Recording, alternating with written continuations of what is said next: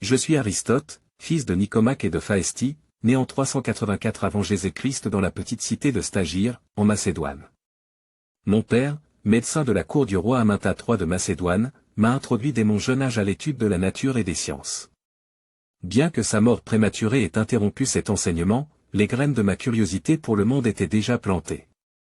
À l'âge de 17 ans, je me suis rendu à Athènes, la cité des philosophes, pour rejoindre l'académie de Platon. J'y ai étudié pendant 20 ans, absorbant les enseignements de mon maître, mais aussi remettant en question certaines de ses idées.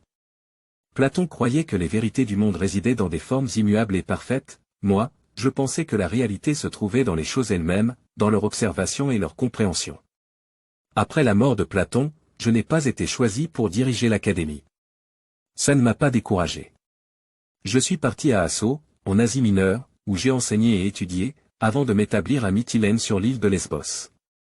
Là, j'ai approfondi mes recherches sur la biologie et le monde naturel. Chaque plante, chaque animal était pour moi une source d'émerveillement et une clé pour comprendre l'ordre de l'univers. En 343 avant Jésus-Christ, une opportunité singulière s'est présentée, le roi Philippe II de Macédoine m'a invité à devenir le précepteur de son fils Alexandre.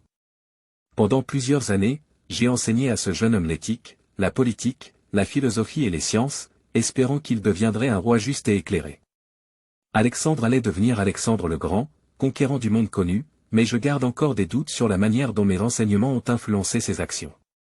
En revenant à Athènes, vers 335 avant Jésus-Christ, j'ai fondé ma propre école, le lycée. Là, mes disciples et moi avons pratiqué une méthode unique, la péripatéticienne, où nous discutions en marchant dans les allées. Mon école n'était pas seulement un lieu de débat philosophique, c'était un centre d'études encyclopédiques, où nous explorions la physique, la métaphysique, la biologie, l'éthique, la politique, la logique et même la poésie. Mon travail a toujours été guidé par une quête de systématisation et de classification. J'ai cherché à organiser la connaissance humaine en catégories claires, car je croyais que tout dans l'univers avait une cause et un but. Ma logique, en particulier, avec ses syllogismes et ses principes de raisonnement, est devenue un fondement pour les générations futures. Cependant, ma vie n'a pas été exempte de conflits.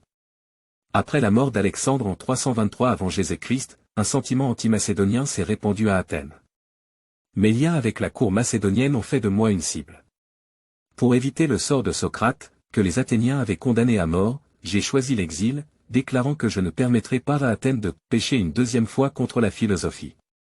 Je me suis retiré à Chalcis, sur l'île d'Eubée, où j'ai passé mes derniers jours à écrire et à réfléchir. En 322 avant Jésus-Christ, ma santé m'a abandonné, mais je laisse derrière moi un héritage intellectuel qui continue de façonner la pensée humaine. Je suis Aristote, philosophe, scientifique, et un homme dévoué à la recherche de la vérité. Mon désir était simple, comprendre ce qui nous entoure, pour mieux vivre ensemble et mieux honorer notre place dans l'univers.